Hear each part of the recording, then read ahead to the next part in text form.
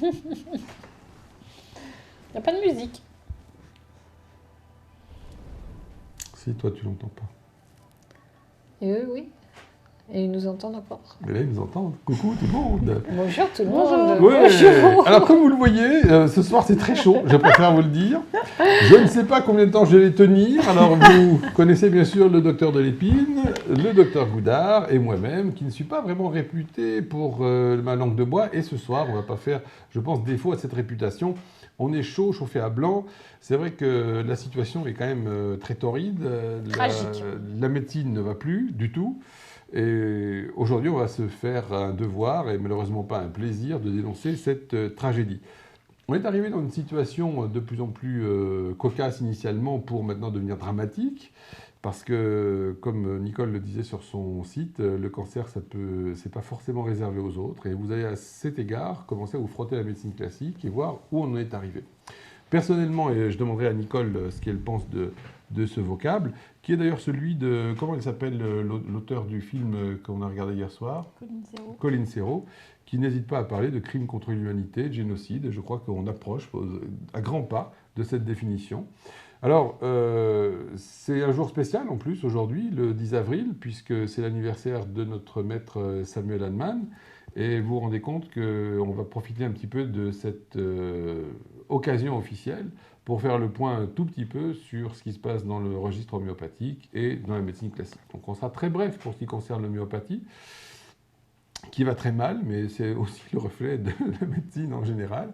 Et beaucoup de médecins, je pense, sont conscients du fait que ce qu'ils ont appris à la faculté ne leur sert strictement à rien, que, ma foi, ils prescrivent, ils surprescrivent, ils represcrivent, et ils déprescrivent, et ils prescrivent la nouveauté, la nouvelle mode, et que les malades, les mêmes malades, continuent à longueur d'année d'être tout le temps souffrants. Visiblement, à part ceux qui font les statistiques, tous ceux qui sont sur le front, devant les patients, se rendent bien compte que ça ne fonctionne pas. Alors, est-ce pour autant qu'il faut faire n'importe quoi en disant « je fais différemment » ? Évidemment, non. Et nous sommes là pour notre école, pour l'enseignement de Planète Homéo, pour expliquer que, ok, si vous voulez la faire, faites-la bien, apprenez correctement l'homéopathie et ne faites pas n'importe quoi en guise de distributeur de granules. C'est pour ça que la situation de l'homéopathie est grave. D'une part, on est attaqué par le peu que nous représentons par l'industrie pour laquelle, visiblement, nous sommes une grosse nuisance, effectivement. Et puis, surtout, l'homéopathie craint de l'intérieur parce que n'importe qui se proclame homéopathe en prescrivant n'importe quoi, n'importe comment, ce qui nous déshonore tous les jours. Donc, on a quand même un espoir, puisqu'aujourd'hui, on a beaucoup d'étudiants qui suivent nos cours par Internet, et j'espère que vous serez de plus en plus nombreux. Donc, étudiants en médecine, bougez-vous les fesses, commencez à apprendre correctement l'homéopathie. Voilà, c'est ça que je voulais dire pour aujourd'hui, ma petite Nicole. Donc, je vais te passer la parole. Bénédicte va te poser aussi des questions. Et moi, je vais me faire tout petit là avec les nanas parce que je peux vous dire que ça va chauffer. Là. Voilà.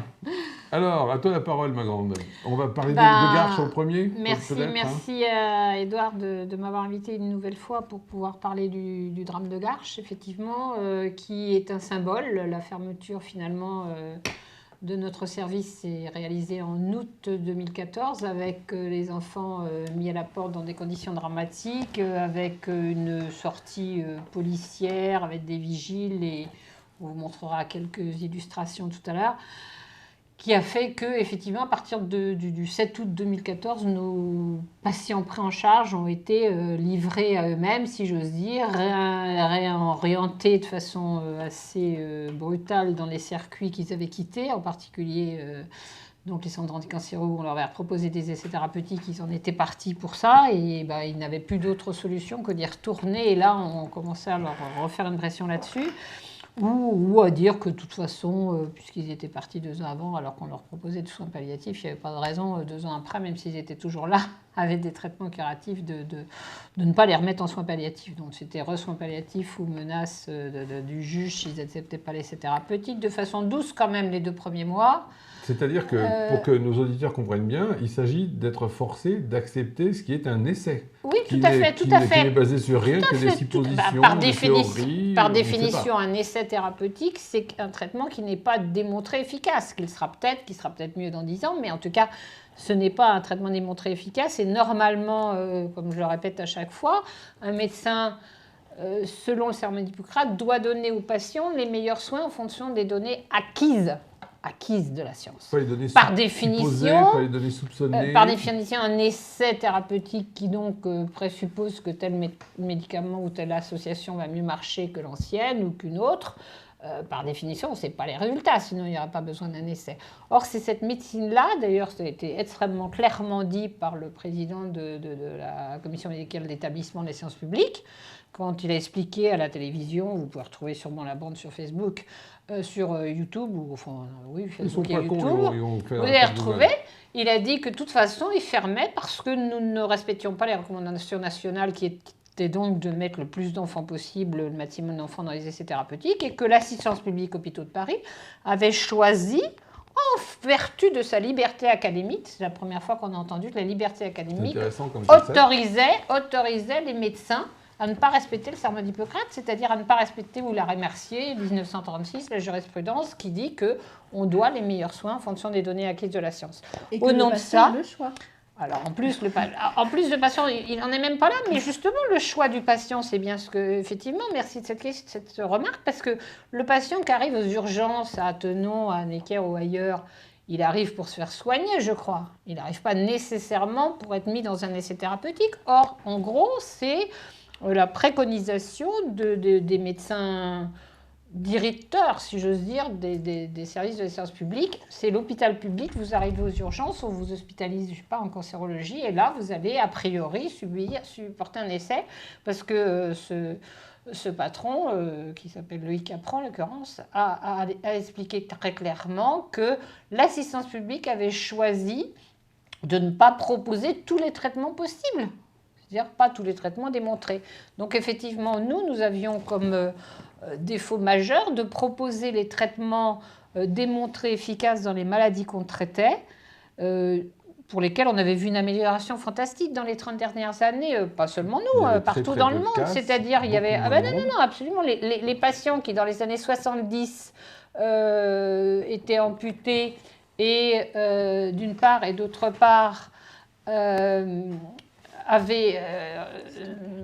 n'avait aucune chance de survie, enfin 20% de survie, quelque chose comme ça. Au bout d'amélioration des techniques de chirurgie conservatrice et d'amélioration des chimiothérapies, on sauvait 80-90% des enfants dans les années 90 atteints de ces tumeurs osseuses, par exemple, et l'ostéosarcome. Ce qui veut dire que maintenant, on voit, là, on fait l'expérimentation inverse, c'est-à-dire qu'on voit que ces patients n'ont plus le bénéfice de ces traitements éprouvés, qui sont rentrés à nouveau dans les méthodes standardisées, les essais thérapeutiques standards, donc non adaptés à chaque patient en fonction de sa réponse, et qu'on voit le nombre d'amputations réaugmenter de façon fabuleuse, et le nombre d'échecs, et donc de décès, réaugmenter de façon incroyable, ce qui quand même... Au XXIe siècle, me semble un échec invraisemblable de la médecine, quoi. Oui, alors ça dépend ce qu'on va appeler médecine, mais... ça dépend ce qu'on va appeler médecine. Je voulais soulever un point, si tu veux bien. Tout bête, je ne suis pas juriste, Dieu sait, mais j'avais cru comprendre depuis Nuremberg qu'on ne devait pas forcer quelqu'un à un traitement quel qu'il soit, non? Mais tout à fait. Non, c'est tout à fait ça. D'ailleurs, je suis tout à fait contente que tu en parles, parce que le code du Nuremberg, il y a quand même un certain nombre de collègues... que j'aimais bien et qui paraissaient des médecins normaux à la paix, qui m'ont dit que quasiment ils ne savaient pas ce que c'était. On leur a rappelé. Mais le code de Nuremberg, évidemment, avait été fait en 1947 suite au procès des médecins nazis, dont une vingtaine étaient pendus, pour que ça ne se reproduise jamais. Mais en fait, ça se reproduit tout le temps, puisqu'à nouveau, non seulement on force les gens à rentrer dans les essais thérapeutiques, alors il y a certains pays... où on les envoie psychiatres, les adultes, s'ils n'acceptent pas. Donc il y a déjà une pression sur les adultes, mais sur les enfants en France, c'est surtout une pression sur les parents, avec menace du juge des enfants. Et pas seulement menace. Moi, j'ai quand même plusieurs parents dont les enfants étaient mis sous tutelle parce que les parents avaient refusé un essai thérapeutique. On a assisté à cette affaire qui a été médiatisée d'un couple, je crois, de parents qui ont Anglais. fini par se faire choper comme des malpropres. Interpol, invraisemblable. Invraisemblable. Et puis toute la France qui dit « Oh, quelle horreur !» Alors là, pour un coup, il y avait de la place sur FR3 ou TF1, etc. Là, on en parlait du petit... En soins palliatifs. Oui, non, ils voulaient surtout déjà le traiter, eux, en Angleterre, et puis après, ils ont poursuivi les parents à travers Interpol quand même, hein, et puis ils les ont diffamés sur toutes les pages Facebook, etc. Parce que gérer la douleur d'un enfant mourant, il fallait en plus les humilier. Voilà, et alors en fait, ils sont partis en Espagne, où le père, je crois, a été quand même mis en prison quelques jours, et finalement, ils sont partis en Hongrie, je crois, si je me trompe de pays, vous me pardonnerez. Et là, il a été opéré et il y a encore quelques jours ou une semaine ou deux, il y avait des nouvelles sur Facebook disant qu'il allait bien. Alors, ça ne veut pas dire qu'il est guéri, personne ne dit qu'il est guéri. Mais enfin, ils avaient le droit, ces gens, de donner le maximum de chance à leur enfant, ne serait-ce que pour si jamais ils décèdent, ils sachent qu'ils ne l'ont pas laissé claquer parce que des médecins voulaient faire un essai sur eux, mais ou donner un traitement ou l'abandonner parce qu'ils avaient décrété qu'il fallait l'abandonner. Mais en leur donnant toutes ses chances à ce gamin. Pourquoi il n'aurait pas eu toutes ses chances, même si ce n'était pas en Angleterre, mais en Hongrie? Donc ça veut dire que les parents ou les patients de façon générale ne sont plus dans un statut d'adulte avec l'aptitude finalement de déterminer ce qu'ils veulent choisir comme soin.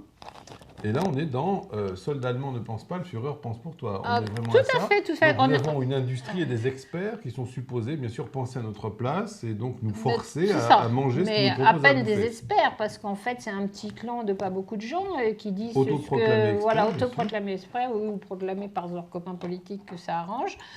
Non, c'est une tragédie absolue parce qu'effectivement, ça va beaucoup plus loin que la santé, parce que c'est un petit peu dans tous les domaines qu'on essaye effectivement de diminuer progressivement après avoir fait un grand cinéma, 4 millions de gens dans la rue pour la liberté d'expression.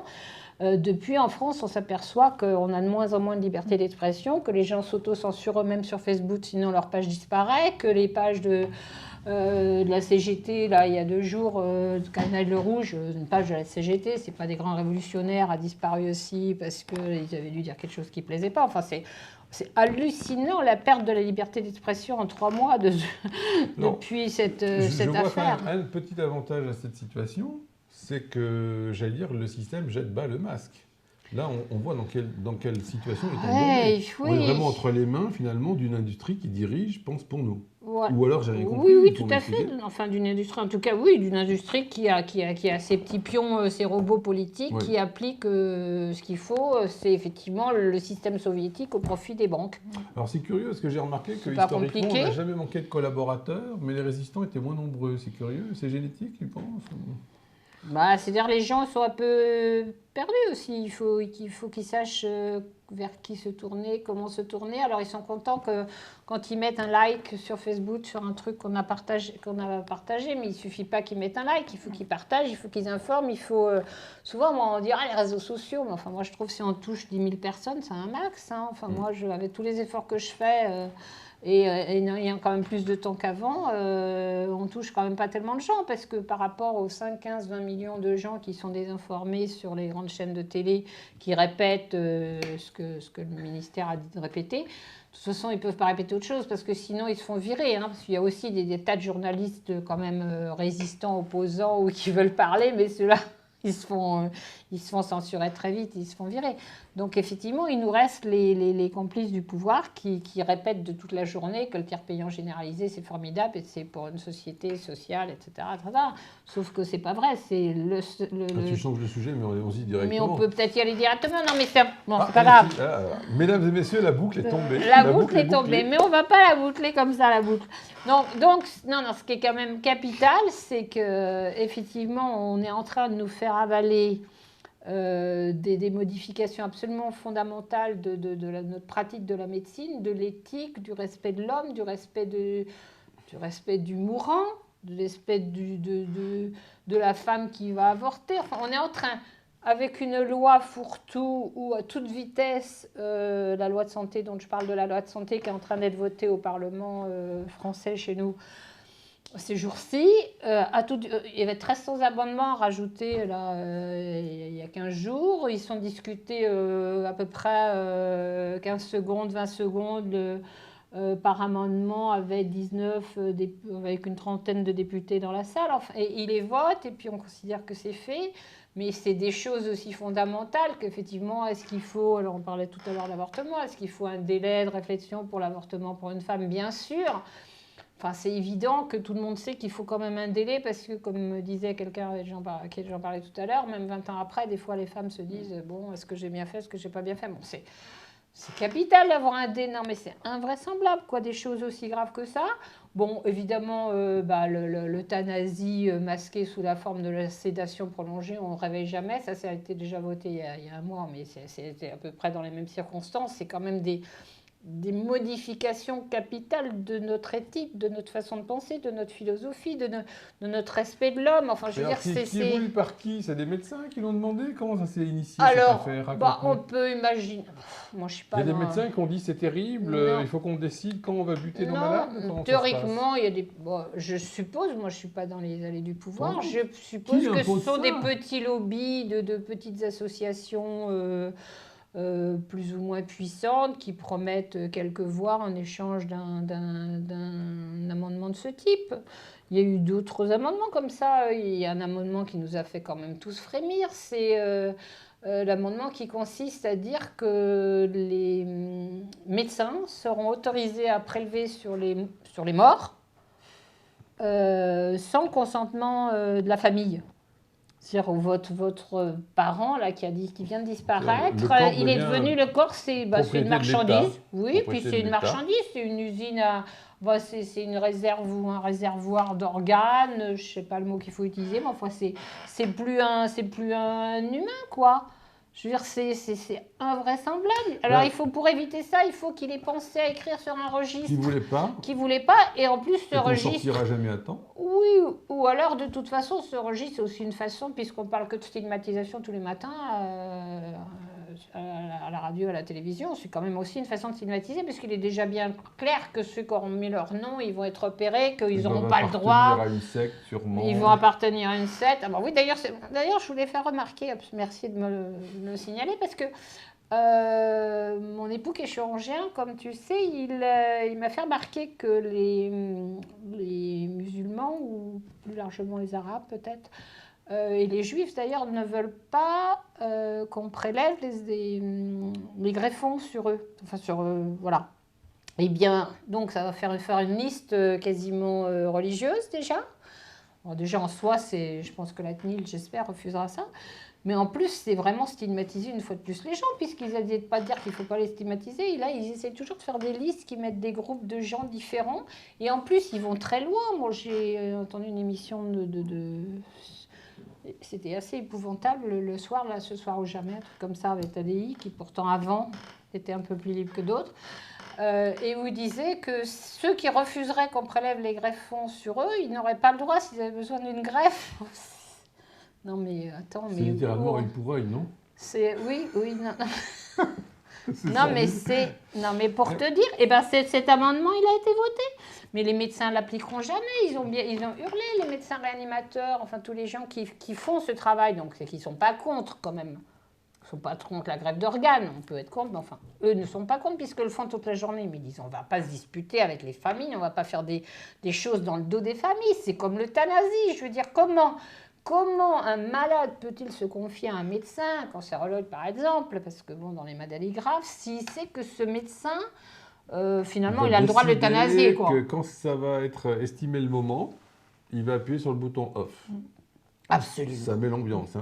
Mais comment? J'espère ne pas mettre les pieds à l'hosto en ce qui me concerne. Ah ben moi, honnêtement, je suis contente de venir voir un homéopathe parce que je me dis que je ne sais pas ce qui m'arrivera, mais moi, je ne peux plus aller voir un médecin. Je suis devenue phobique de l'hôpital, hein. Mais non, mais tu peux plus avoir confiance puisque il y a des tas de collègues sympas et tout, et qui dévoués, humains, et on voit bien d'ailleurs dans les réactions. Mais ils sont robotisés. Oui, et ils vont être obligés d'appliquer. Avec l'arme fatale qui, me semble-t-il, est la banalisation. Parce que finalement, on banalise. C'est ça qui est merveilleux. On banalise. Le gars est en train de crever, on décide qu'on va le faire claquer. On banalise tout. Et finalement, tout est relativisé à rien. Le système t'impose des choses et qui sont normalisées. Hein. Les Russes ont employé le terme déjà avant, la normalisation de Prague, tout ça, on a normalisé. Et on va normaliser aussi au double sens de l'industrie, puisque finalement, tout doit être vu d'un œil industriel. On est identique. J'ai fait un petit papier, si ça intéresse éventuellement tes auditeurs, tes téléspectateurs. J'avais fait un petit papier il y a 2 mois peut-être en disant que le citoyen était devenu une marchandise comme une autre. Et j'avais pris comme exemple que tout le monde connaît, la définition de Patrick Lelay du téléspectateur moyen. Qu'est-ce que fait la télévision et TF1 en l'occurrence? J'ai écrit dans un bouquin qui raconte la vie de Patrick Lelay, c'est pas un scoop. Hein. Il libère des heures des temps, il libère des neurones pour Coca-Cola. C'est-à-dire qu'il t'abétit des jeux et de la bouffe, et puis t'es abéti, et puis comme ça, tu vas acheter Coca-Cola ou n'importe quoi d'autre. Donc, on est devenu une marchandise. Et pourquoi notre ministre de la Santé veut absolument nous imposer le tiers payant généralisé? On va y revenir une fois parce que c'est quand même important. Il y a une telle opposition. Il y a une telle opposition des médecins. Le problème aussi, c'est que beaucoup des malades, des patients, ont un point commun, c'est qu'ils adorent leurs médecins, mais ils détestent les médecins d'une façon générale. Et donc ça, il faut que les gens comprennent que si on est ébouriffé, c'est parce qu'on appartient peut-être à une des dernières catégories de personnes qui sont en train de s'occuper du bien d'autrui. Avant toute chose. Non, de toute façon, comme disent un certain nombre de collègues, tu dis que demain tu vas à la boulangerie, que ton pain est gratuit, ils vont dire c'est bien. Sauf qu'il n'y a rien jamais gratuit. Quand c'est gratuit, c'est vous l'objet. Je veux dire, vous regardez TF1 sans payer TF1, mais c'est vous l'objet. Mais oui, c'est vous l'objet, c'est exactement ça. Et là, on est l'objet. Dans le tiers payant généralisé, on est l'objet. Alors, pourquoi les patients sont pour globalement? Parce qu'il y a un matraquage pas possible sur TF1, BFM, je ne sais quoi. Bon, on montre, et puis quelques patients. Il y a un mec qui représente les associations des patients, le 6CI2SE, je crois, il est subventionné à 90% par le ministère. C'est curieux. Hein. C'est pas compliqué. Ben, bon, donc voilà, il y a quelques mecs comme ça qui disent c'est formidable, le tiers payant généralisé. Mais pourquoi on est contre? Pourquoi on veut pas que ça soit obligatoire? Parce qu'à partir du moment où c'est obligatoire, on passe tous par ce système-là. Et donc, il y a un contrôle des prescriptions du médecin avant d'avoir payer le médecin. C'est-à-dire que le médecin ne sera payé en gros que si la mutuelle ou l'assurance du malade considère qu'il a bien prescrit ce qu'il fallait en fonction de ce que le malade aura payé à son assurance. Voilà. Donc c'est une façon rapide de faire disparaître la sécurité sociale. Pour l'instant, elle a plus de 50% encore elle rembourse 70% à peu près des frais engagés. Et d'exterminer tout ce qui est déviant, considéré comme déviant par le système. C'est-à-dire qu'avant, il y avait les homéopathes qui étaient déviants, mais maintenant, il y aura tous les généralistes. Tout le monde va être déviant. Absolument, mais nous sommes déviants. Pourquoi ils ont fermé 9... non, ils n'ont pas fermé 9 petits lits, mais si.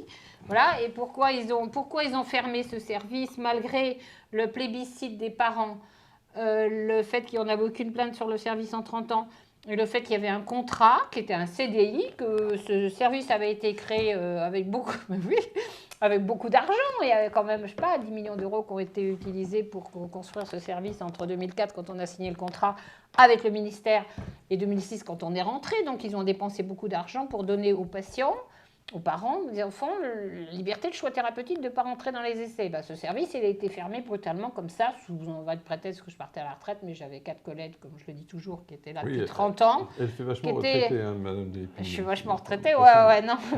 Bon, ce que je veux dire, non, mais c'est hallucinant, quoi. C'est qu'effectivement, c'est plus...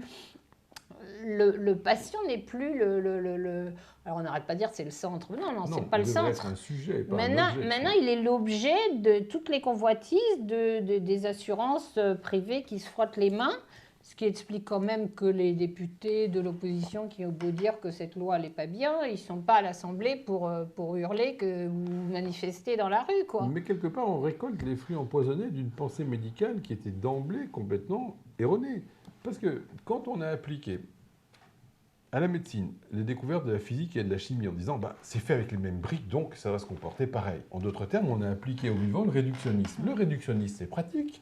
Tu n'en as rien à foutre de savoir que tu es tombé malade parce que tu étais jaloux de ta petite copine ou parce que tu as eu le deuil de Tartampion. On regarde les cellules, c'est vachement plus propre, ça évite de leur parler. Du coup, on a toutes ces années, pendant ces 100 ans écoulés, était persuadé qu'on allait avoir la cellule qui était responsable de la maladie, qu'on allait bricoler la cellule, guérir la cellule, il n'y aurait plus de maladie. Avec cette façon de penser, c'est l'immense avantage de dépersonnaliser la médecine, parce que du coup, c'est plus un patient, c'est un morceau d'organe, parce qu'on n'est même plus à l'organe. Et finalement, en toute logique, une médecine dont le modèle de santé, c'est le cadavre, on ne peut pas attendre autre chose. Depuis Vézal, arrête-moi si je dis une connerie, non, le modèle de santé, c'est le cadavre. Alors c'est pratique. Tu ouvres un mec, tu sors le cœur, les tripes, ce que tu veux, c'est magnifique. On a démontré que vous êtes un assemblage de cœur, de plèvre, de tripes. Malheureusement, le vivant, il me semble que ça ne tourne pas comme ça. Mais là, on est dans la logique ultime d'un système qui est devenu un système fasciste. C'est une véritable dictature. Sans dictateur, c'est une dictature. On est une nébuleuse. Oh, on a quand même des têtes pensantes. On a quand même... Après tout, la ministre de la Santé, elle n'est pas... MST, on l'appelle affectueusement, n'est-ce pas? Marisol Touraine. MST, c'est mignon. Elle n'est pas... Je veux dire, on peut quand même... Et Hollande et Valls qui la soutient en trouvant qu'elle est très bien, ils sont quand même responsables de ce qu'ils font, même si par ailleurs, ils sont conseillés par des gens qui les ont peut-être un petit peu aidés au moment de leurs élections, on ne sait pas. Sans le moindre doute, c'est possible. Alors, est-ce qu'on peut revenir sur la médecine dépersonnalisée? Ça y est, c'est la médecine. Parce que justement, la grande mode actuellement, c'est de faire une médecine personnalisée, prédictive sur les gènes. L'industrie va vous l'horreur absolue. Voilà. Non, alors, d'abord, il y a une tromperie absolue. Comme quand même les gens, par exemple, nous, on se battait depuis des années pour la médecine individualisée, on l'avait appelé comme ça, c'est-à-dire que qui devrait être que la médecine tout court. C'était la moindre des choses d'ajuster un peu le traitement. C'était quand même vraiment la moindre des choses, donc cette médecine humaine est adaptée à chaque patient.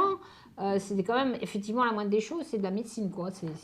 Moi souvent on me dit vous faites quoi comme médecine, c'est quoi vos méthodes machin, je dis j'ai pas de méthode particulière, on fait de la médecine d'Hippocrate. Hein. Donc voilà.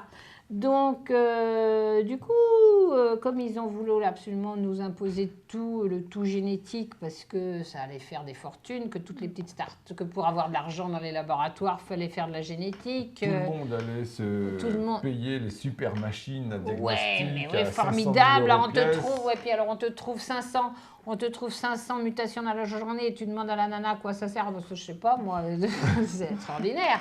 Ah oui, c'est ça. Mais donc pour avoir de l'argent, il fallait faire de la génétique. Tous les gens qui faisaient de la recherche dans autre chose, ils se sont fait quand même assez vite éliminer. Et après, faut utiliser cette génétique pour faire évidemment des médicaments. Et ces médicaments, ils sont effectivement soi-disant... Alors, ils ont utilisé le mot personnalisé, ce qui est quand même de la manipulation caractérisée de la population, puisqu'ils sont personnalisés sur quoi? Ils sont personnalisés à la limite sur ta tumeur, et de ta tumeur, on va te prélever un petit peu, ils vont personnaliser sur un petit bout, sur quelques cellules, mais même dans ces quelques cellules, ils vont juste aller personnaliser sur une mutation, parce que tu en avais 25 000 de mutations dans ta cellule de tumeur. Mais ils ont trouvé qu'un médicament qui va avec, alors on va personnaliser avec ce médicament. Donc la médecine personnalisée, c'est la médecine personnalisée d'une mutation d'une cellule de ta tumeur. Mais pas de toi du tout, que tu fasses 150 kilos ou 25 ou 10 kilos, c'est tout sauf de la médecine personnalisée. Mais il faut quand même bien dire qu'elle nous a été imposée, elle est imposée par le plan cancer. En 2014, François Hollande a lu début février, ça doit être le 4, très fièrement, qu'à partir de ce moment-là, je l'avais peut-être déjà dit l'année dernière, il fallait que les cancérologues transforment leur façon de travailler et fassent les diagnostics sur la génétique, puis traitent selon la génétique. Et moralité, depuis effectivement les traitements, c'est pour ça que ça s'est accéléré à toute pompe. Hein, je pense que notre disparition était très symbolique. Parce qu'il fallait effectivement disparaître tous les désobéissants qui étaient dans la médecine académique, hein, parce que déjà tous les autres désobéissants, il y a longtemps qu'on les assassinait. Je vais mettre une petite étoile là. avec Oui, marqué c'est ça, homéopathe dessus. homéopathe, absolument. Mais bon, mais là maintenant, c'était carrément en médecine académique que tous les gens qui se permettaient d'essayer de donner le meilleur traitement possible aux patients devenaient délinquants. Enfin, on est des délinquants. Enfin, nous, on a disparu d'ailleurs, mais... On est quand même très fiers d'être délinquants. on est fiers, enfin, mais ceci dit, mes 4 collègues qui ont été virées comme des malpropres alors qu'elles étaient des héroïnes parce qu'elles essayaient de traiter les patients jusqu'au dernier moment dans des conditions absolument terribles avec des... On montrera quelques diapos avec des vigiles à l'entrée. On n'entrait dans l'hôpital que si on a été marqué sur une liste, etc. Ces filles-là, elles ont quand même été suspendues pour faute professionnelle parce qu'elles avaient accepté de soigner des patients qui étaient rentrés alors qu'ils n'auraient jamais dû rentrer dans le service à cause des vigiles. Patients considérés comme faux patients d'ailleurs dans les fameuses interviews de l'essence publique en août. Faux patients qui 8 jours après étaient menacés s'ils n'allaient pas à Gustave Roussy d'être envoyés au juge pour défaut de soins, les mêmes. Mes collègues, donc, elles ont été suspendues. Alors, faut imaginer, normalement, évidemment, elles auraient dû comprendre, mais elles l'ont compris théoriquement, mais effectivement, c'est impossible, que c'était le système qui était visé, c'était cette médecine effectivement humaine qu'il fallait qu'il disparaisse, et c'était pas elle qui était en cause, mais néanmoins... Quand on vous chasse comme ça de votre service, elles l'ont pris plein dans la tête, mais elles sont toujours sans affectation. Les patients, j'étais là depuis un certain moment, tu continues à téléphoner pour avoir des avis, etc., mais ils ne peuvent pas revoir aucun d'entre nous.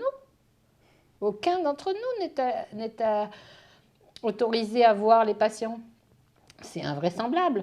Donc cette médecine humaine a disparu. En tout cas, il faut que les gens comprennent qu'il faut qu'elle disparaisse. C'est pour ça qu'on ferme...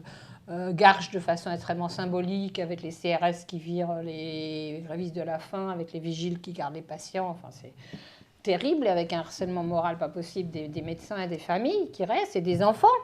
Les enfants, il y avait un petit qui est décédé peut-être un mois plus tard, malheureusement, il a dit... il parlait du chef de pôle qui s'appelait Chevalier, mais il avait dû penser que Chevalier, c'était un nom de chevalier, je ne sais pas, un gamin de 4-5 ans. Le Chevalier, il a fermé mon service, mais c'était tragique pour ces gamins. Ils ne veulent pas admettre, c'est tragique. C'est ça la médecine humaine et individualisée. Il faut chasser les émotions. Les émotions, tu ne peux pas les traquer, tu ne peux pas les mesurer, donc ça n'existe pas. Non, ils s'en servent pourtant des émotions. Dans la génétique. Ah, si, ils en servent des émotions. Tu as vu, notre président, il dirige par l'émotion. Tu fais... je l'écoute plus alors. Tu fais un attentat, tu as 4 millions de personnes, après tu vas porter des chrysanthèmes à tel endroit. J'ai tout à fait de respect pour toutes ces victimes. Sauf que je vois pas pourquoi celles qui sont au Kenya, on va pas leur porter leurs chrysanthèmes, etc. Mais moi, je dois avoir l'esprit un peu étroit. Ça, c'est sûr. Donc, non, on joue quand même à la télé, il n'y a que l'émotion, quand même. Hein, on va te parler du gamin qui est tombé du 5e étage, je trouve ça très triste, mais on ne va pas te dire qu'il y a eu 140 manifestants qui trouvent qu'il y a de l'austérité. Et ils osent dire, moi je suis écouteur à en voiture, les infos, on te dit, il n'y a pas d'austérité en France. Mais non, il n'y a pas d'austérité en France. Ce matin, on allait à la gare, il y avait des mendiants près de la gare de Lyon. Alors j'ai mon mari, il n'y a pas d'austérité, il n'y a pas d'austérité en France. Mais non, tu vois, s'ils m'ont dit là, c'est qu'on est plus riche qu'ailleurs quand même. Enfin bon, il essayait de voir le reste. Non mais attends, ils sont fous quoi, ils sont devenus fous. On a l'impression qu'ils sont devenus fous. Oui, c'est la manipulation qui est en train de quelle est la se limite de la transformer manipulation justement on est en train de passer à terroriser les gens parce que la manipulation... Le système ne peut plus se baser sur la manipulation exclusivement, donc maintenant il est obligé d'arriver à la coercition. Ah bah pour la coercition, on a de la coercition. Hein, Quelque part c'est positif, parce que c'est-à-dire que le système prend haut de toutes parts et est obligé maintenant de devenir sauf que ça peut durer 10 ans, 15 ans, 20 ans. Là, oui, il y a quelque chose que nos dirigeants ne voient pas, c'est que l'eau elle est en train de bouillir et qu'une fois qu'elle arrive à 100 degrés, il y a la vapeur qui sort de la cocotte et que la cocotte elle explose. Mais enfin, ils doivent le voir un petit peu parce qu'ils se pressent à toute vitesse, Combien de victimes vont payer d'ici là? Ah oui. Et puis après, c'est reconstruire. On les traînera dans un tribunal, hein, parce que comme on a fait à Nuremberg, ces gens-là, il faudra qu'ils répondent de leurs crimes. Non, ils sont en train, c'est gravissime parce que bon, on a parlé, oui, de l'euthanasie qui légifère comme ça, l'avortement, là, on supprime. Bon, moi, je ne sais pas ce que pensaient, franchement, la plupart de nos infirmières, de l'ordre infirmier. Mais j'ai vu avec stupeur il y a 10 minutes, parce que c'est tous les jours. Hein, c'est aujourd'hui, quelle est l'énormité du jour? Et bien là, ils ont apparemment supprimé l'ordre infirmier Sans l'avis des infirmières, bien sûr, parce que vraiment, ce serait quand même invraisemblable. On voit mal pourquoi on demanderait l'avis des infirmières. Mais ils étaient, j'ai noté, 19 fois pour et contre 10 qui ne voulaient pas. Voilà, vous avez 19 députés qui suppriment l'ordre des infirmiers contre 10 qui voulaient le laisser. Sans l'avis des infirmières, sans l'avis de personne. Mais qu'est-ce que c'est que ce pays? On a une tournure, ça s'appelle petits arrangements entre amis. Et pourquoi? Il semble qu'apparemment, quelqu'un m'a dit qu'ils n'étaient pas toujours très coopérants. Oh. Sûrement, parce que je vois pas pourquoi. Ils l'avaient créé par décret il y a quelques années. Enfin, on est dans le délire absolu, quoi. L'ordre des médecins est beaucoup plus coopérant, lui. Même l'ordre des médecins trouve que quand même... il se rebelle. Oui, il se rebelle, mais là, pas très très fort. Mais là, il a quand même dit que cette loi, c'était quand même pas très bien. Quand même. Non, il a osé dire des choses. L'ordre des médecins a osé en parler tout à l'heure du scandale de la pseudo-transparence. Parce que dans les nombreuses choses que notre ministre veut faire croire à la population, c'est que elle a rendu transparent les avantages des médecins liés au laboratoire. Comme ça, tout va être propre, tout va être gentil, tout va être mignon. Effectivement, si vous allez déjeuner avec un labo, et que vous déclarez, je sais pas, qu'il vous offre 30 € le repas, il faut déclarer ça à votre conseil de l'ordre. Très bien, pourquoi pas, ça ne me choque pas. Mais si, au cours de ce déjeuner-là, tu connais la suite, vous avez fait un contrat professionnel de 400 000 € pour l'année pour laquelle vous allez travailler avec ce labo, faire des confs, etc., enfin, peu importe, c'est protégé par le secret des affaires. Non, mais c'est hallucinant. Alors en plus, là, j'ai des collègues qui du coup ont été voir aussi sur le lien transparence sur le site. Et en plus, c'est n'importe quoi. Ils trouvent leur nom. Il y en a qui dit, mais moi je suis psychiatre. Là, ils ont mis que j'avais déjeuné au congrès de gynécologie. Moi, je ne vais pas au congrès de gynécologie. Peut-être ça me ferait du bien qu'il dit, mais... Il n'y a rien à jour. Non, mais c'est faux surtout. C'est faux. Pour les quelques collègues qui ont vérifié ça, ils disent que les liens qu'on nous a mis, c'était GSK en l'occurrence, ils sont faux. J'ai jamais été à ce congrès-là, j'ai jamais été à cet endroit tel jour, c'est n'importe quoi. Alors, est-ce que c'est de l'enfumage pour faire croire qu'ils ont mis n'importe quoi avec des noms de médecins? Je ne sais pas. Je ne sais pas les causes, mais j'aimerais bien les connaître parce que quand même, c'est un peu abusif. Légèrement, mais bon, on n'est plus une surprise près. Alors, dans le genre informatique et délire, et dans les grands délires de la personnalisation, c'est ça, la participation. Les patients sont invités à participer en montrant leur adhérence au traitement. C'est de ça dont tu parles et du recueil des données pour les assurances. Oui, ce dont je vais parler, c'est que... Ça ressemble au camp de rééducation chinois à la grande époque. Avec moi, j'appelle ça Pol Pot, notre système. Oui, parce qu'ils veulent faire disparaître tous les gens qui pensent. La ministre de la Culture se flatte de ne pas lire. Bon, elle peut peut-être pas avoir le temps, je sais pas, mais au moins qu'elle soit discrète, qu'elle dise c'est terrible, j'ai pas le temps de lire, mais qu'elle dise de toute façon, on peut être ministre de la Culture sans lire, quoi. Non, ça va, quoi, faut arrêter. Hein? Non, mais c'est hallucinant, mais en ce moment, et encore, je regarde très très peu, parce que je suis comme beaucoup de gens, je peux plus regarder la télévision, au bout de 5 minutes, tu supportes plus, quoi. Tu supportes plus. Donc même dans ces 5 minutes-là, je trouve des perles, et en particulier, alors une perle qui est tragique, enfin c'est pas une perle, c'est absolument tragique, parce que c'est tout le fondement de nos métiers qu'est le secret médical. Je veux dire, pour moi, la médecine, telle que je l'ai apprise et voulue et appliquée, quand même, je crois, quand même, il y avait encore des médecins humains, même en médecine académique, c'est que c'est le colloque singulier. C'est le patient qui est en face de moi ou à côté de moi, selon les circonstances, et qui me raconte sa vie, ce qu'il pense, etc. Et je ne vais pas aller écrire ça sur Internet. Je ne vais pas aller écrire ça même dans un papier, parce qu'il y a toujours des gens qui piquent. Enfin, je vais garder ça pour moi, quoi. C'est le secret médical. Le colloque singulier, c'est la première étape de la guérison du patient. C'est pas la position des mains, c'est l'écoute.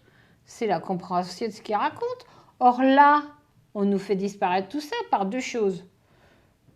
Parce qu'on va nous obliger effectivement à mettre les bases de données patients, etc., à mettre tous leurs dossiers selon le schéma, le formulaire qu'ils ont rempli. Et c'est pas c'est pas un procès d'intention, c'est même pas encore voté, c'est déjà voté, c'est un arrêté du 23 février 2015 pour le contrat que vont signer les généralistes ou spécialistes aussi, je pense, et tout professionnel de santé maintenant, puisqu'ils englobent tous ensemble, qui va rentrer dans les maisons multidisciplinaires, qu'ils veulent en train de mettre partout.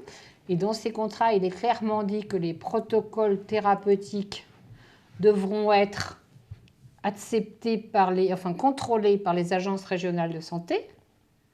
Et que seulement... Alors déjà, ça va gagner du temps. Hein. J'arrive là parce que je suis malade, j'ai un eczéma flamboyant, machin. Il faut que j'attende 8 jours la réunion, peut-être, ou 15. Je ne sais pas si c'est les vacances. Enfin bon. Mais ça, on a bien vu ça en cancérologie. On attend la réunion de cancer pluridisciplinaire. Et ta tumeur, elle double cette semaine, mais ça, c'est pas grave. C'est pas grave, puisqu'on n'envisage plus de les soigner, on les dépiste, on fait des IRM, on fait des scanners, ça fait marcher la machine, on fait des biopsies, on fait des génotypes, et puis après, une fois après, on lui donne une bonne molécule, puis une fois qu'on ne peut plus s'en servir, il y a l'euthanasie, et puis après, réserve d'organes. Dans l'éventualité où nos auditeurs n'auraient pas encore étudié Ivan Illich, alors la ministre de la Culture risque pas, je m'excuse, mais on est loin de l'époque de Malraux. Hein. Mais, oui, on est loin des l'époque. Oui, c'est ça, ça fait un peu l'ancien combattant, quand même. De toute façon, Hein. S'il y a une vérité, elle doit être défendue, elle doit être universelle, et il reste encore des hommes et des femmes pour se battre. On a toujours eu un rapport de 1 résistant pour 100 000 collaborateurs, il n'y a rien de nouveau.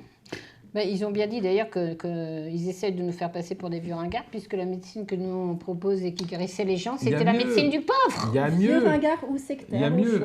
Et la troisième possibilité, c'est que, comme il y a un excellent reportage, on vous a mis ça sur le forum de Planète Homéo, et aujourd'hui, ce qui est magnifique, c'est que les psychiatres et psychologues américains s'assemblent entre experts autoproclamés pour définir de nouvelles maladies psychiatriques. Oui, mais c'est le DSM. Donc, dans le fameux DSM, donc dans la nouvelle édition du DSM, on aura le trouble de la déviance. Voilà. Oui, il est lié, absolument. Ils vont bien nous trouver une bonne molécule. La bonne médecine scientifique. Hein, on va retourner en Sibérie. Donc l'idéal, ce sera un traitement pour les gens. Ce sera la Sibérie, mais on a dit que finalement, on préférait la Sibérie à Daesh. Oui, moi, je suis prêt aussi. C'est possible, mais je voudrais mourir de ma Kalachnikov au point, mais au moins, c'est bon. Enfin, toujours est-il pour en revenir au colloque singulier. Ce colloque singulier est évidemment complètement perturbé par la base de données patients. Alors, donc, on met toutes les informations médicales parce que, donc, pour finir cet arrêté du 23 février, vous pouvez aller voir, hein, il est disponible sur Internet. Évidemment, il dit que les médecins ne seront payés, de même que les autres professionnels de santé qui travailleront dans ces maisons, que s'ils ont bien rempli ce qu'il fallait. La première année, 30%, la deuxième année, 50%, et après, bon. Et les gens vont faire confiance à ce genre de personnages qui sont prêts à vendre leur âme pour exister. Ils vont plus avoir beaucoup d'endroits où aller, hein. Parce que c'est quand même pas évident. Enfin, je veux dire, il faut absolument... Mais là, les médecins, je ne suis pas sûre que les médecins acceptent tout ça. Hein. Je veux dire, je pense qu'il va y avoir une grève pas possible, là, hein, ou un déconfonctionnement généralisé. Enfin, je ne sais pas, il va se passer quelque chose, parce que les médecins ne peuvent quand même pas accepter de ne plus avoir des distances par rapport à leurs patients. Et donc, d'ailleurs, moi, je me réjouis quand même, parce que je pense qu'on va avoir le dossier de Mme Marisol Touraine, le dossier de M. Valls, il n'y a pas de raison. Disponible à tout le monde, là, il n'y a pas de raison. Non, mais on aura quand même quelques satisfactions. Ils le referont d'ici là. Mais non, mais je veux dire, c'est ça qui est extraordinaire. Ils ne se rendent pas compte, les mecs. Je veux dire, c'est incroyable. Donc, cette donnée patient, pourquoi ils veulent une base de données patients ? Évidemment, vous allez accepter que votre médecin donne vos données aux agences régionales de santé, qui elles-mêmes vont les partager, c'est écrit déjà en toutes lettres, avec la sécurité sociale et les assurances privées, toutes les assurances, elles sont toutes privées. Normalisation, robotisation et après, une fois que les assurances, en fait, vous devez donner à vos assurances privées votre voiture, votre maison, etc., en fonction de vos chances de guérison. Oh là là, t'as vu celui-là, il va tous les 2 mois chez le psychiatre. Vous imaginez qu'un psychiatre, par exemple, il puisse travailler avec une base de données ouverte pour ses patients, ouverte sur le monde, parce que quand on nous raconte que Oh, il nous faut rire quand même. Ils sont Ça quand sera même, garanti. ils sont quand même vachement mignons, nos dirigeants. Alors, je sais pas s'ils y croient, mais ils essaient de ils nous prennent tellement pour des veaux qu'ils essaient de nous faire croire que nos données sur un réseau sera Totalement en protégée. sécurité. Oui, mais enfin, TV5 a sauté hier. Non, mais c'est Titanic, tu sais, C'est il pas de était chance. garanti Oui, c'est ça, insubmersible, mais- c'est ça. D'ailleurs, on a mis des belles photos du Titanic tout le temps. Parce que c'est exactement ça. On voit pas l'iceberg qui est en face. Et le second symbole du Titanic, j'ai eu l'occasion de le dire déjà bien des fois, c'est que c'est ce monstrueux symbole de la collusion entre l'industrie et la science. L'industrie a pris l'habit scientifique pour se justifier et exprimer ce qu'il pensait être la vérité. Du coup, effectivement, la vérité sort de la bouche des experts. Et tu noteras d'ailleurs cette transition sémantique, puisque à une époque, on avait des sages, et maintenant on n'a plus que des experts. C'est-à-dire que la Il y a sagesse plus de qui sages, est acquise ça, c'est par clair. l'expérience, par le terrain, par le Voilà. fait de mettre de sa propre personne, on devient sage. On ne peut pas étudier la sagesse, on le devient. Tandis que tu peux être proclamé expert. parce que tu as Demain signé un matin, il papier, suffit demain que. matin, Voilà, ouais, c'est ça. c'est très grave, il faut méditer tout ça. Non, c'est dramatique. Et donc, cette base de données patients, elle va évidemment être récupérée et vendue ou même donnée, dit notre ministre qui a toutes les bontés. Remercions MST, loué soit à MST. qui en voudra. Comme si c'était. Et alors, elle vous fait gober, enfin, elle fait gober à certains, que c'est comme ça qu'on va faire des progrès de la science. C'est pas Oui, vrai, un on n'a peu jamais d'histologie. fait. Nous ne ferons qu'un seul progrès, c'est de générer un chiffre d'affaires toujours plus monstrueux. Voilà. C'est la seule chose. Voilà, C'est-à-dire que la et- pathologie ne sera toujours pas traitée, mais au contraire Bah aggravée. non, elle sera de moins en moins Mais traitée, ouf. puisque les traitements qui marchaient, on n'a plus le droit de les utiliser, puisque notre plan cancer, qui s'est quand même très élargi aux autres pathologies, maintenant en rhumato, en neurologie, etc., il faut mettre les molécules centrées, ciblées sur une mutation qu'on aura bien trouvée dans votre maladie ou dans votre sang ou je sais pas quoi. Puis en plus, on vous vend les génotypes, c'est quand même extraordinaire. On vous vend, vous envoyez une petite goutte de sang aux États-Unis, on vous renvoie votre génotype et on vous dit non, vous n'avez pas besoin de chimio pour votre cancer du sein et les gens ont confiance. Enfin, moi, ça m'échappe, la confiance. Je ne veux pas les... Ah, mais t'es qu'une simple cancérologue. Voilà. Alors, tu laisses penser les ce qui est dramatique, c'est qu'avec ce système-là, on a multiplié, bien sûr, tous les examens qui servent à rien. On avait l'écho, puis après on a le scanner, et puis après...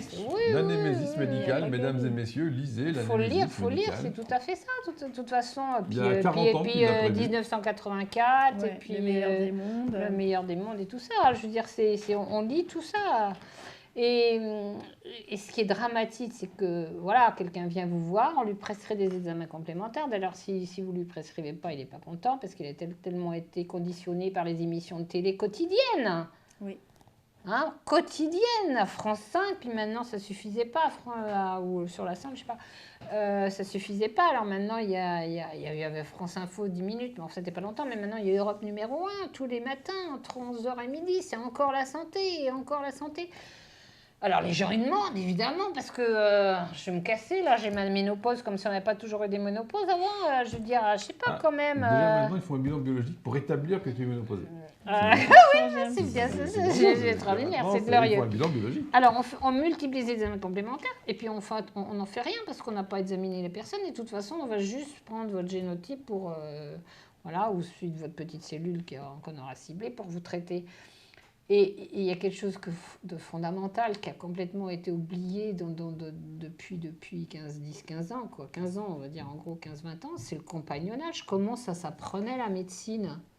Mais comment on apprenait à opérer un malade en regardant son nénéphère ou ses nénéphères et comment on apprenait au lit du malade, c'était des heures d'explication pour trouver alors un petit symptôme, un tout petit symptôme. Bon, on avait peut-être été très loin dans la sémiologie, mais avant, on savait faire un diagnostic d'anomalie pulmonaire au stéthoscope. Je voudrais bien qu'on me dise combien on a trouvé. Aujourd'hui, c'est simple. Il n'y a plus de Il stéthoscope. n'y a plus de stéthoscope. Alors, pour faire un diagnostic, c'est à la radio et on dégaine plus de stéthoscope. Oui, Alors, scanner. Tu cherches Scanner, un- maintenant IRM, c'est Ouais, j'ai délirant. un souvenir tragique, moi, Oui, moi aussi, j'en ai plusieurs, dans une clinique où quelqu'un de proche venait de décéder. On réflexe débile d'ailleurs parce que je savais bien que la personne était décédée, mais bon, je suis médecin et puis peut-être ça rassure d'écouter, je sais pas moi, tu vois. et je cherche un stéthoscope. Et là, je fais tout l'étage. C'est vraiment, non, on n'a pas de stéthoscope, nous. Il n'y avait pas de stéthoscope à l'étage, 2009. Voilà. Et donc, on nous a transformés en robots. Il faut bien que les patients... Alors, je ne veux pas défendre tout le temps mes collègues, mais quand même, il faut bien comprendre. Souvent, je vois tout à l'heure, je voyais sur Facebook quelqu'un qui râlait en disant « Ah, les médecins, ils acceptent tout pour les sous, etc. » Non, non, le reproche majeur qu'il faut leur faire, c'est d'être robotisés. Si encore ils avaient des sous, oui. C'est qu'ils laissent faire les dirigeants de la haute sphère, qui eux, effectivement, sont maqués avec l'industrie pharmaceutique, et puis ils appliquent parce qu'ils sont robotisés, parce que s'ils appliquent leur pas... a été inculquée très tôt, ils sont cassés dès le début des études quand même, c'est pas toi qui vas me contredire. On apprend à fermer sa gueule. Absolument, sinon on ne sera pas nommé. D'ailleurs, je ne suis pas nommée. Hein. Et le fait qu'on renonce au latin, qu'on renonce à la philo, ils sont en train de... conséquences gravissimes. Attends, apparemment ils vont interdire l'enseignement du latin en France. Une des dernières nouvelles, bien là. Sûr. Mais attends, c'est Pol Pot. C'est logique. Appelle ça comme tu veux, c'est Pol Pot. C'est l'instauration d'un système totalitaire. Oui, on est déjà en système totalitaire. Pas parfait, puisque la preuve, je suis là avec toi en train de parler. Oui, toi mais justement, qui nous écoute, n'est-ce pas? Et au moins, on enregistre ça pour la postériorité. Peut-être ils diront ah, eux, ils se sont battus, ils n'ont pas capitulé. Mais effectivement, c'est non vraiment. Non, je pense que plus que ça, les gens vont se réveiller. Je te dis, moi, je sais pas, l'eau, elle est en train de bouillir, là. Je sais pas combien on en est, 80, 90. On parlait des ça va exploser la cocotte minute, ça va exploser. Pourquoi veux-tu que ça explose? On va les traiter. Parce que les gens, ils en peuvent plus. Parce que là, les gens, ils en peuvent plus. Parce que les gens qui étaient passifs, qui étaient individualistes, qui étaient dans leur coin, qui s'occupaient de leurs malades en disant, bon, j'arrive encore à les soigner. Bon, d'accord, la Sécu m'emmerde, vient me demander des explications, mais bon, j'assume, quoi. Mais là, ils vont plus pouvoir du tout. Or, quand même, il y a quand même beaucoup de médecins. Moi, je suis quand même assez, quelque part, consolée de ça. Des gens que j'ai rencontrés. Par exemple, là, on était devant l'Assemblée nationale toute la semaine dernière, pendant que les députés discutaient à 15 ou 20. On devait être beaucoup plus qu'eux sous la tente de l'UFML. Pour les recevoir, parce qu'on avait dit, puisque vous n'avez eu aucun contact avec les médecins, il n'y a eu aucune discussion pour cette loi, on va être là et puis on va vous dire pourquoi on n'est pas d'accord. On n'a pas vu beaucoup de députés, on a vu une 50aine de députés quand même, mais on a beaucoup discuté entre nous. Alors tu me diras, c'est ceux qui sont venus là. Mais ceux qui sont venus là, franchement, tu sentais des gens brisés parce que quand même le serment d'Hippocrate, c'est important pour eux. Donc ça, quelque part, ça m'a beaucoup remonté le moral. Alors maintenant, qu'est-ce qu'ils vont faire? Ceux-là, où ils vont enlever leur blouse, où ils vont partir à l'étranger. Moi, les jeunes internes conscients, je connais, et en gros, ils ont prévu déjà de partir en Angleterre ou ailleurs. Alors, je ne sais pas si ce sera mieux, mais enfin bon, c'est une autre affaire. Mais c'est toujours très difficile de voir la perte de la liberté chez soi, en tout cas. À la limite, j'imagine que c'est moins dur de vivre une société qui ne plaît pas tout à fait, comme ce n'est pas votre pays natal. Je ne sais pas, enfin j'imagine. Mais bon, voilà, je ne sais pas. Mais bon, il y a quand même des facteurs d'optimisme, qui est quand même la volonté des médecins, d'informer la population. C'est pour ça qu'on recommence et je vous invite tous, tout patient là, qui râle que ça ne va pas, venez donc le 14 avril, entre 9h et 22h, place et droits RRIO. On discutera avec vous si on ne discute pas avec les députés, mais on discutera avec vous pour que vous compreniez pourquoi on est contre ce que Marisol Touraine fait passer pour des avancées sociales. Des avancées industrielles du système. Donc on a le médecin robot d'un côté, le patient de sujet qui devient objet de l'autre. Donc il y a ces histoires de lutte pour des médecins. Comment on peut organiser la résistance aussi pour que, au niveau du patient, que peuvent faire les patients pour essayer de faire en sorte que ça change un petit peu et de ne pas se laisser faire? Je pense que déjà, par exemple, là, l'appel que je fais, il y a une base, on a fait une page Facebook, enfin, il y a une patiente, justement, une patiente infirmière, un peu, qui est les deux, qui a fait une page Facebook patients et médecins, soignants et soignants contre la loi Touraine, bon, bah, faudrait pas qu'il y ait des likes, hein. Faudrait déjà qu'elle ait, je sais pas, 100 000 patients qui viennent dessus, et puis qui viennent tous, effectivement, aux manifestations organisées. C'est d'avoir réussi à tout passer dans un monde virtuel. Du coup, il n'y a plus d'action, puis faire un truc virtuel. Mais non, ça sert à rien, tout le monde s'en fout. Sincèrement, tu imagines les types de Daesh, comme ils ont dû trembler aussi en voyant la marche républicaine. Moi, je me mettais à leur place, ils ont dû faire dans leur froid quand même, non? Tu crois pas?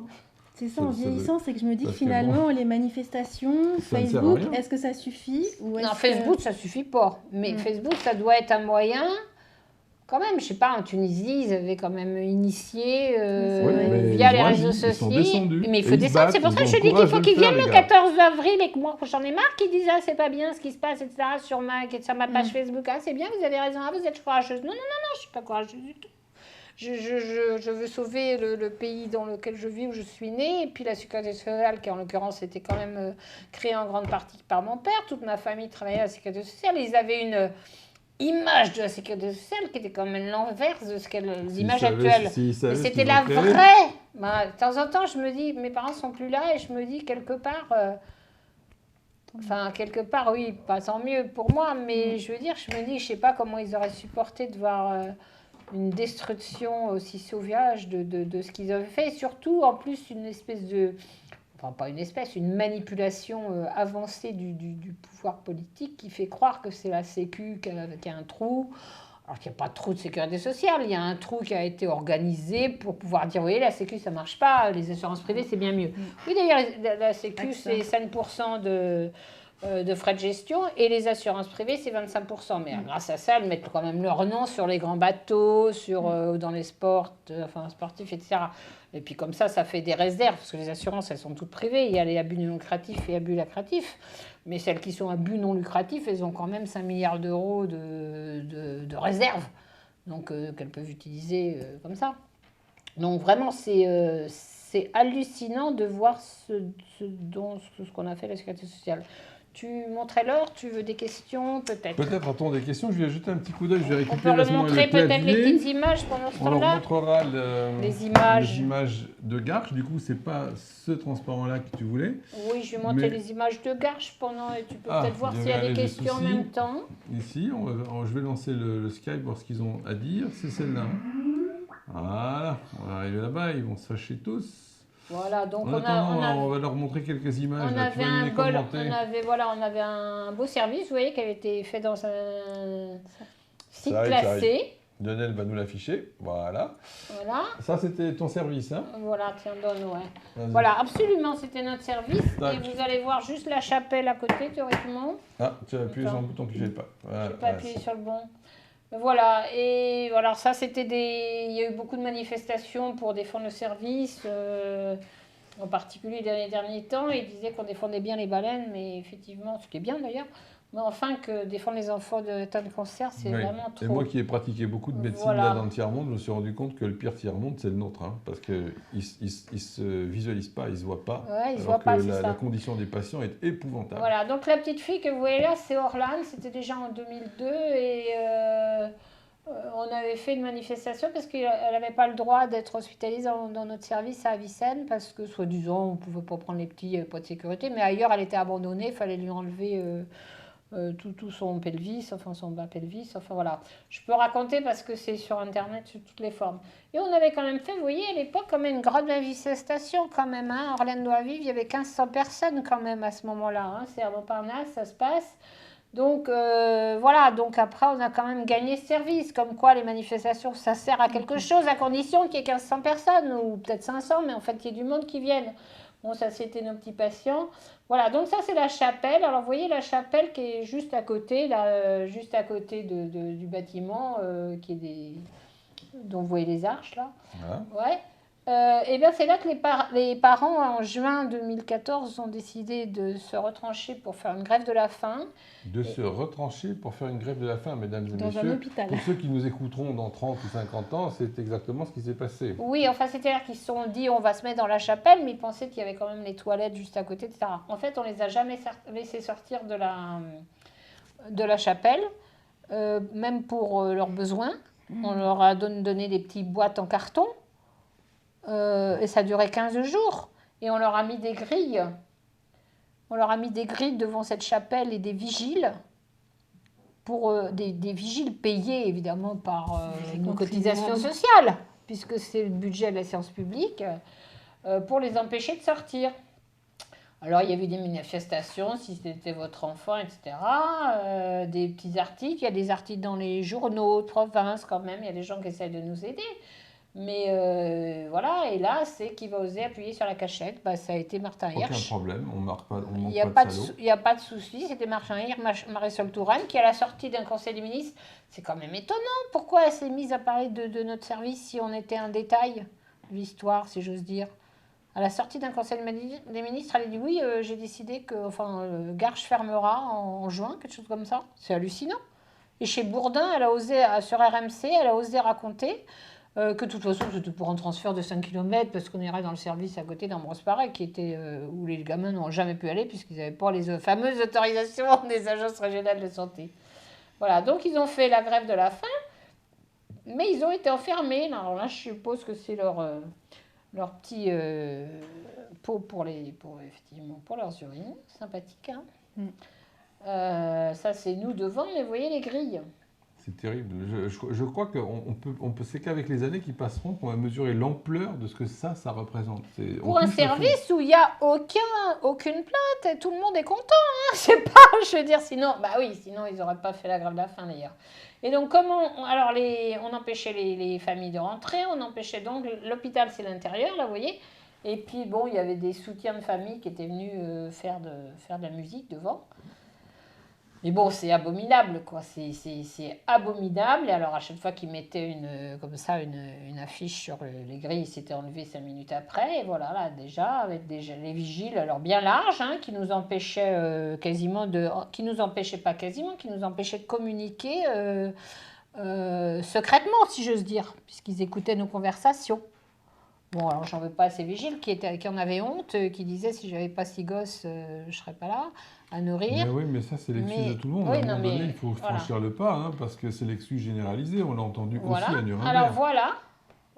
Bah oui, non, mais pour moi, les SS, ils n'avaient pas d'excuses, même s'ils avaient des ordres. Hein. Et quand le 4 juillet, là, on nous a empêché, qu'ils ont évacué les grévistes de la faim par les CRS, avec 16 grands quarts de CRS. Hein, 16 grands quarts de CRS dans la journée, il y a eu 8 le matin, 8 le soir, et à un moment ils étaient là, les 16. Quand ils qu'ils nous ont empêchés de rentrer, moi ils m'ont téléphoné qu'ils évacuaient, donc je suis venue, et là on m'a empêché de rentrer. Il y a une journaliste de TF1 à qui j'ai dit, mais ça vous évoque pas un poème, d'ailleurs Canal Le Rouge il l'a remis il n'y a pas longtemps, du genre... Au début, ils sont venus chercher un communiste et personne, voilà. Parce que je n'étais pas communiste. Voilà, après c'était un juif, pas juif. Et puis le dernier jour, ils sont venus me chercher, il n'y avait plus personne. Et elle m'a dit, vous en rajoutez pas un peu? Ben non, j'en rajoutais pas, c'est exactement ça. Non, mais j'espère que nous, on ira les chercher pour leur demander voilà. des comptes. Et elle, là, c'est quand même très intéressant parce que le jour de l'évacuation, ils ont interdit donc à nous, médecins, etc., de rentrer. Mais également une patiente qui est tombée, qui a fait un malaise, probablement de contrariété, et qui était soignée par un médecin de chez nous. Mais ils l'ont empêché de rentrer. Quoi. Je veux dire, alors après, ça a été fermé le 7 août, et le 9 août, il y avait une marche sur Garches, où il y avait quand même beaucoup, beaucoup de monde. J'aurais bien voulu de tous ces gens-là, d'ailleurs, je les appelle à venir... le 14 avril, parce que c'est la même chose, c'est la loi 1000 Garches, c'est pire, nous c'est un service, maintenant ça va être 1000, 10 000 en France, c'est partout qui empêche les gens de soigner. Donc venez, quoi, parce que sinon, voilà, donc ils arrivaient là. Donc, c'est juste pour vous montrer à quel point. Et là, donc, place Édouard Herriot, où donc il y avait les médecins qui ont accueilli les quelques députés qui ont bien voulu venir, et dont vous pouvez voir, il y a d'ailleurs, accueil parlementaire. Mais bon, ils ne se sont pas précipités, donc effectivement les soins, pourquoi on ne veut pas des assurances privées et de la mainmise des assurances privées sur le choix des soins, c'est qu'on n'aura plus le choix des soins. C'est pour ça que nos collègues médecins, là, généralistes et autres, ils sont complètement désespérés, c'est qu'ils n'auront plus le choix. Il faudra d'abord, c'est faisable déjà sur le plan administratif, mais ce n'est pas le problème majeur, Bon, il y a 880 mutuelles. Alors, vous imaginez, vous venez en consulte, bon, vous faites quelle mutuelle? Attendez, je vais voir, puis si malheureusement l'informatique ne marche pas. On touche les dividendes quand même de la lâcheté des médecins. Hein. Je m'excuse de te le dire, mais si la Non, majorité mais- avait déjà rejeté Ah bah, des s'ils avaient conventions de rejeté- plus en plus inacceptables, on n'en serait Mais pas c'est arrivé là l'avenant non plus. 8, oui. D'ailleurs, l'UFML, la page Facebook et le site, je vous encourage à aller voir quand même. C'est une association de médecins qui, au moment de l'avenant 8, là, a tellement été scandalisée, ils ont refusé ça, et ils ont refusé de marcher avec la trahison des syndicats. Parce que c'était ça. C'est déjà, on leur promettait de leur donner des primes. Alors maintenant, elle a beau jeu de dire « Ah, mais ils touchent 8 000 € de primes par an. » Tu parles, ils touchent rien. C'est eux qui ont imposé ça. C'est eux qui ont imposé ça, mais pourquoi ils touchent des primes s'ils acceptent justement les choix du ministère d'imposer, par exemple, le garde d'asile, cette vaccination extrêmement dangereuse avec des morts, etc. Donc, au passage, je vous dis surtout pas de garde d'asile. La Ou grippe. l'autre, oui, la grippe, mais enfin, le garde d'asile et le Cervarix, c'est quand même dramatique. Hein, je veux dire, il y a vraiment des morts dans plein de pays. Il y a plein de pays qui ont arrêté et nous, on continue. Et les médecins, effectivement, touchent des primes, enfin, touchent la fameuse prime qui s'appelle ROS, quoi. Respect des je ne sais plus quoi. Enfin, bon, des prescriptions, oui, des prescriptions imposées par le ministère. Ils touchent ça s'ils font bien leur travail, c'est-à-dire s'ils poussent les gens à faire le dépistage du cancer du sein, dont on sait qu'ils sauvent ni sains ni malades, ni de vie de malade, ni de sein. Ça n'empêche pas, ça augmente les mastectomies au contraire statistiquement. Il faut qu'ils acceptent un certain nombre de choses comme ça, de prescrire des génériques dont un certain nombre, on ne sait pas d'où ils viennent et dans quel état ils sont, et des malades qui ne tolèrent pas, avec tous les accidents, des antiépileptiques, des anticoagulants, etc., parce que les génériques sont instables. Si vous aviez toujours le même, ça passerait encore, mais comme 2 mois après, on vous en refile un autre, ça ne passe pas du tout. Donc, c'était déjà ça, l'avenant 8, il y a 2 ans. Donc c'est là qu'il y a une association qui s'appelle l'UFML, l'Union française des médecins libres, quoi, qui s'est fondée essentiellement de libéraux au départ, mais avec des hospitaliers comme moi et plein d'autres, pour lutter contre les syndicats complices, qui effectivement à chaque coup trahissent les médecins. Donc, ceci dit, les médecins, ils ont été trop passifs. Mais effectivement, comme je dis, 15 ans d'études de médecine, ça ne vous favorise pas pour être militant. Ce sont des explications, en aucun cas des excuses. Ah non, c'est pas des excuses. Ma petite Mais Nicole, bon, voilà. il faut qu'on arrive à conclure. Nous sommes un petit des peu. enfants d'Hippocrate, ensemble pour la liberté de soigner, d'être soignés. C'est notre Plus de combat. questions pour l'instant, Docteur Roudard? Non. Je suis obligé de vous reprendre un peu en main, les filles, parce que voilà, on a tellement parlé, tellement dit de choses passionnantes. Tu veux nous dire une petite conclusion, Nicole? Ben, Ça a on été attend une super. petite question. Ben, on va voir s'il y a des questions, mais Voilà, bon, on leur mettra le diaporama quand On même leur sur le mettra site, où j'en avais essayé de répondre un petit peu à... est-ce qu'on a des questions ici? Voilà, c'est trop petit. Ouais, J'approche je n'arrive pas à alors. lire. Non, rapproche-toi, ça risque de faire une catastrophe, ne t'en fais pas. Reste là, qu'est-ce qu'il nous dit? Rien à voir avec ça, non? Bonjour Jérémy, pouvez me donner des précisions? Les 2 articles cités ne correspondent pas à la leptospirose, ça n'a pas de rapport. Non. Salut Jérémy, pour information, c'est pas Edouard qui a écrit l'article en jaune, il écrit celui qui est en d'accord. Bon, ça ne Bon, me c'est concerne pas pas. grave. Non, je crois qu'ils ont été subjugués et sur Skype, alors qu'on a des tas de gens branchés, personne n'a posé de questions. Bah, de toute façon, ce qu'on fera, c'est que... Non. Mais enfin, en Ce tout qu'on cas, fera, qu'ils c'est n'hésitent que pas, j'ai mis ils sont tous mes timides, liens. hein. J'ai Ils mis sont tous mes timides, liens, puis on ouais. les a... Bon, on a été un peu vite, on a peut-être un peu... Mais ça a été énorme ce que tu as évoqué, sincèrement. Mais il y a tellement- Là, il faut le temps, c'est- ils vont repasser l'émission, il faut la digérer. là, tellement dramatique, quoi. Totalitarisme, déni de démocratie, voilà, les conclusions, c'est qu'on est... Bon, Roland Gori, qui est psychanalyste à Marseille, dit qu'on est en démocratie dégénérée, parce que c'est un diplomate. Ah, ben, on a toujours trouvé des euphémismes. Hein, c'est Hein. extraordinaire, mais enfin, on est en dictature, douce encore. Mais enfin, il est invraisemblable que les Français, et pas seulement les médecins, les Français non plus, n'ont pas d'excuses, acceptent de leurs députés qui votent à 19 contre 10 un amendement De cette ampleur. de ces ampleurs, oui, de tous ceux qu'on a vus, quoi. Et le tiers payant généralisé était 35 contre 15, hein, quelque chose comme ça. Enfin, je veux dire, c'est hallucinant. C'est ça qu'il ne faut pas. Alors moi, nous tous, là, tous les gens qui essayent de résister, tant les médecins de l'UFML que Karine Curtet pour Amétis, que Régine Tomasic sur la page patient, etc., patients et soignants contre la santé, nous tous, on essaie de dire aux gens, arrêtez de râler, arrêtez de dire écrivez, et pas écrivez, on n'a plus le temps, allez voir vos députés. Allez voir vos députés en disant vous avez osé voter ça, vous allez oser laisser voter ça et vous allez vous planquer. Vous allez vous planquer, mais jamais vous serez réélu. On va vous poursuivre pendant des années, pendant 20 ans pour dire faut pas vous réélire. Et puis, si j'ose dire, tous ceux qui se planquent aussi quand même, hein, parce qu'il y en a quand même à qui on a bien expliqué de A jusqu'à Z qu'on fait semblant de comprendre et qui n'étaient pas là le jour du vote. Bizarre, non ? Ouais, c'est troublant. Et moi, pour conclure ça, parce que j'ai la colère qui me bouffe tout le temps quand je vois ce massacre ambulant qu'on appelle massacre, la médecine. c'est du massacre. Quand on Non, c'est ramasse plus les de la malades médecine, ça. à la pelle, C'est dans plus de la des médecine. souffrances qui sont inendurables depuis des années. Donc je m'adresse surtout là ce soir à vous les collabos. À vous les collabos du système, à vous les salauds, parce que vous allez faire taire votre conscience. Ils vont faire taire leur conscience pourquoi ? Pour gagner leur petit profit à la fin du mois. Ces gens-là, je vous le dis très clairement ce soir, j'espère vraiment que de mon vivant, je pourrai assister à votre jugement comme devant la Cour internationale de Nuremberg et que vous serez passible de crimes contre l'humanité parce que vous le savez aujourd'hui exactement ce que vous faites. Et en tout cas, nous, on ne marchera pas et on continuera de se battre. Voilà ce que j'ai à dire pour ce soir. Et moi, j'ai autre chose à dire, c'est que plus on attendra, plus il faudra du courage. Et puis surtout, plus il faudra de temps pour reconstruire. Oui. Parce que, je sais pas, vous mettez une bombe sur une maison, vous mettez quand même beaucoup plus de temps à la reconstruire. Enfin, c'est tout simple. Hein. Et puis pendant toute cette génération de gens depuis 15 ans qu'on n'arrive pas à former par du compagnonnage et qui effectivement sont obligés, si j'ose dire, parce que sinon ils n'ont pas leur diplôme, de devenir des robots, de remplir des questionnaires. En fonction du questionnaire, on décide, alors vous avez la l'aide-soignante, le médecin, la psychologue, enfin vous êtes une dizaine, l'externe, le patron, machin. Vous remplissez chacun votre questionnaire sur le malade qui est dans le couloir.